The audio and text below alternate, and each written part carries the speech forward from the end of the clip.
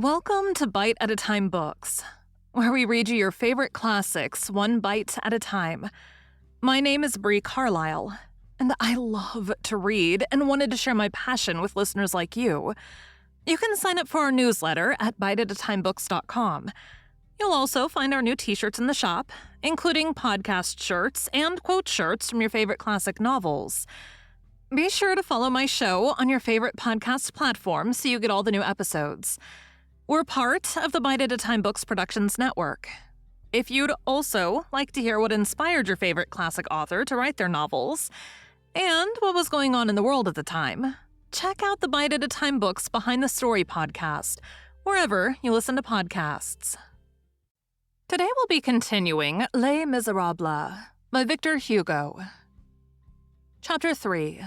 A Burial, an Occasion to be Born Again. In the spring of 1832, although the cholera had been chilling all minds for the last 3 months, and had cast over their agitation an indescribable and gloomy pacification, Paris had already long been ripe for commotion. As we have said, the great city resembles a piece of artillery. When it is loaded, it suffices for a spark to fall, and the shot is discharged. In June 1832, the spark was the death of General Lamarck. Lamarck was a man of renown and of action. He had had in succession, under the Empire and under the Restoration, the sorts of bravery requisite for the two epochs: the bravery of the battlefield and the bravery of the tribune. He was as eloquent as he had been valiant. A sword was discernible in his speech. Like Foy, his predecessor, after upholding the command, he upheld liberty. He sat between the left and the extreme left, beloved of the people because he accepted the chances of the future, beloved of the populace because he had served the emperor well. He was in company with Count Gerard and Drouet, one of Napoleon's marshals in petto. The treaties of 1815 removed him as a personal offense. He hated Wellington with a downright hatred which pleased the multitude, and for 17 years he majestically preserved the sadness of Waterloo, paying hardly any attention to intervening events. In his death agony, at his last hour, he clasped to his breast a sword which had been presented to him by the officers of the 100 Days. Napoleon had died uttering the word army, Lamarck uttering the word country. His death, which was expected, was dreaded by the people as a loss, and by the government as an occasion. This death was an affliction. Like everything that is bitter, affliction may turn to revolt. This is what took place. On the preceding evening, and on the morning of the 5th of June, the day appointed for Lamarck's burial, the Faubourg Saint-Antoine, which the procession was to touch at, assumed a formidable aspect. This tumultuous network of streets was filled with rumors. They armed themselves as best they might. Joiners carried off door-weights of their establishment to break down doors. One of them had made himself a dagger of a stocking weaver's hook by breaking off the hook and sharpening the stump. Another, who was in a fever to attack, slept wholly dressed for 3 days. A carpenter named Lambier met a comrade who asked him, "Whither are you going?" Well, I have no weapons."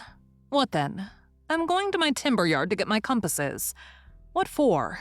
"I don't know," said Lambier.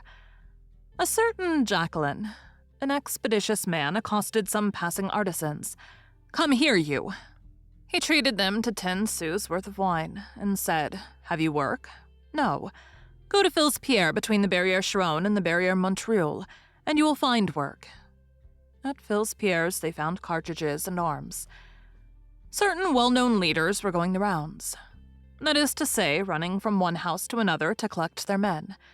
At Barthélemy's near the Barrière du Trône, at Capel's near the Petit Chapeau, the drinkers accosted each other with a grave air.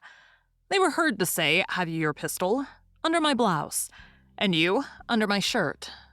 In the Rue Traversier, in front of the Bland workshop, and in the yard of Mason Brûlé, in front of toolmaker Bernier's groups whispered together. Among them was observed a certain Mavet, who never remained more than a week in one shop, as the masters always discharged him because they were obliged to dispute with him every day. Mavet was killed on the following day at the barricade of the Rue Ménilmontant. Prétot, who was destined to perish also in the struggle, seconded Mavet. And to the question, "What is your object?" he replied, "Insurrection." Workmen assembled at the corner of the Rue des Bercy waited for a certain Lemorin, the revolutionary agent for the Faubourg Saint-Marceau. Watchwords were exchanged almost publicly. On the 5th of June, accordingly, a day of mingled rain and sun, General Lamarck's funeral procession traversed Paris with official military pomp, somewhat augmented through precaution. 2 battalions with draped drums and reversed arms, 10,000 National Guards with their swords at their sides escorted the coffin. The hearse was drawn by young men. The officers of the Invalids came immediately behind it, bearing laurel branches.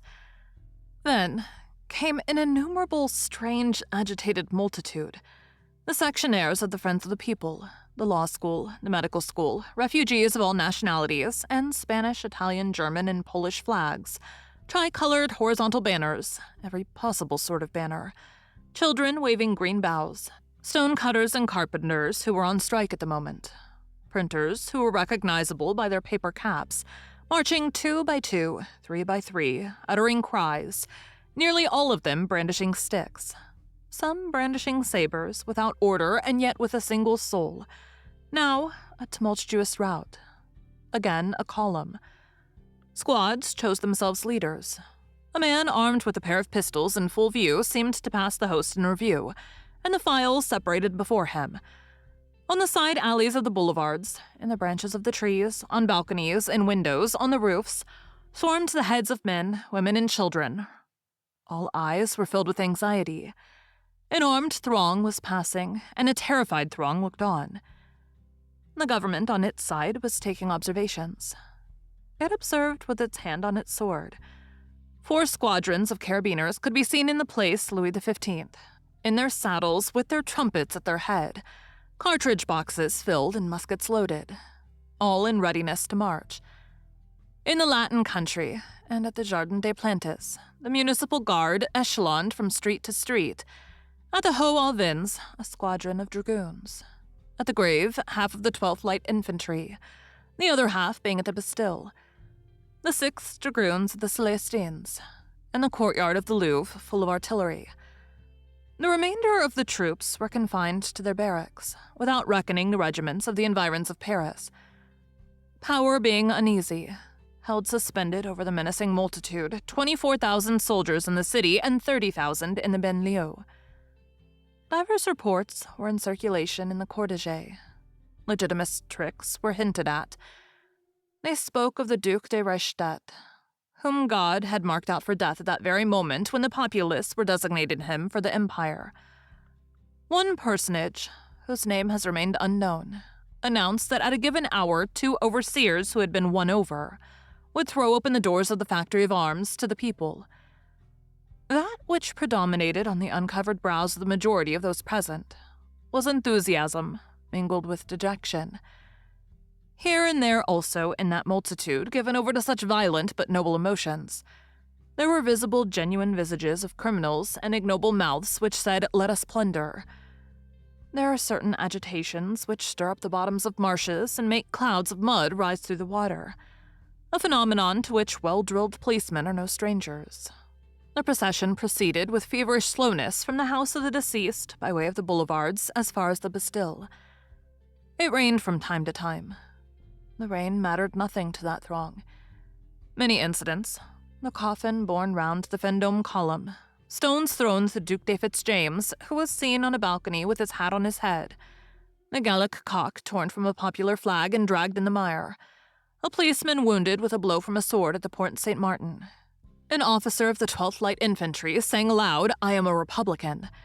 The Polytechnic School coming up unexpectedly against orders to remain at home. The shouts of "Long live the Polytechnique! Long live the Republic!"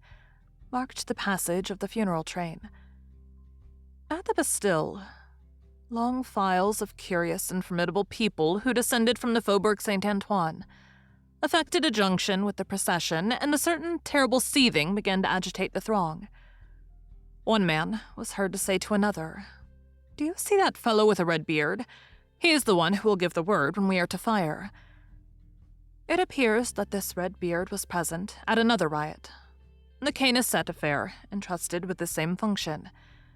The hearse passed the Bastille, traversed the small bridge, and reached the esplanade of the Bridge of Austerlitz. There, it halted. The crowd, surveyed at that moment with a bird's-eye view, would have presented the aspect of a comet whose head was on the esplanade and whose trail spread over the Quai Bourdon, covered the Bastille, and was prolonged on the boulevard as far as the Porte Saint-Martin. A circle was traced round the hearse. The vast rout held their peace. Lafayette spoke and bade Lamarck farewell. This was a touching and august instant. All heads uncovered, all hearts beat high. All at once, a man on horseback, clad in black, made his appearance in the middle of the group with a red flag. Others say, with a pike surmounted with a red liberty cap. Lafayette turned aside his head. Excelmans quitted the procession. This red flag raised a storm and disappeared in the midst of it. From the Boulevard Bourdon to the Bridge of Austerlitz, one of those clamors which resemble billows stirred the multitude. Two prodigious shouts went up. Lamarck to the Pantheon, Lafayette to the Town Hall. Some young men, amid the declamations of the throng, harnessed themselves and began to drag Lamarck in the hearse across the Bridge of Austerlitz, and Lafayette in a hackney coach along the Quai Morland. In the crowd which surrounded and cheered Lafayette, it was noticed that a German showed himself, named Ludwig Snyder, who died a centenarian afterwards, who had also been in the War of 1776, and who had fought at Trenton under Washington and at Brandywine under Lafayette. In the meantime, the municipal cavalry on the left bank had been set in motion, and came to bar the bridge. On the right bank, the dragoons emerged from the Célestins and deployed along the Quai Morland. The men who were dragging Lafayette suddenly caught sight of them at the corner of the quay and shouted, "The dragoons!" The dragoons advanced at a walk, in silence, with their pistols in their holsters, their swords in their scabbards, their guns slung in their leather sockets with an air of gloomy expectation. They halted 200 paces from the little bridge. The carriage in which sat Lafayette advanced to them. Their ranks opened and allowed it to pass, and then closed behind it. At that moment, the dragoons in the crowd touched. The women fled in terror. What took place during that fatal minute? No one can say. It is the dark moment when two clouds come together. Some declare that a blast of trumpets sounding the charge was heard in the direction of the arsenal. Others that a blow from a dagger was given by a child to a dragoon. The fact is that 3 shots were suddenly discharged. The first killed Cholet, chief of the squadron. The second killed an old deaf woman who was in the act of closing her window. The third singed the shoulder of an officer.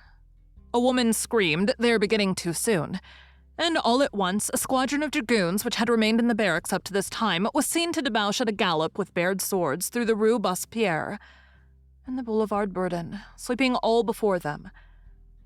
Then all is said. The tempest is loosed, stones rain down, a fusillade breaks forth. Many precipitate themselves to the bottom of the bank and past the small arm of the Seine. Now filled in, the timber yards of the Isle Louviers, that vast citadel ready to hand, bristle with combatants, stakes are torn up, pistol shots fired, a barricade begun.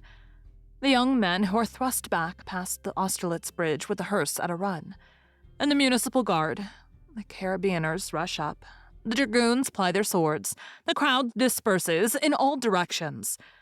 A rumor of war flies to all 4 quarters of Paris. Men shout to arms. They run, tumble down, flee, resist. Wrath spreads abroad the riot, as wind spreads a fire. Thank you for joining Bite at a Time Books today, while we read a bite of one of your favorite classics. Again, my name is Bree Carlile, and I hope you come back tomorrow for the next bite of Les Miserables. Don't forget, you can sign up for our newsletter at biteatatimebooks.com. And while you're there, check out our t-shirt shop. You can look in the show notes or on our website, biteatatimebooks.com, for the rest of the links for our show.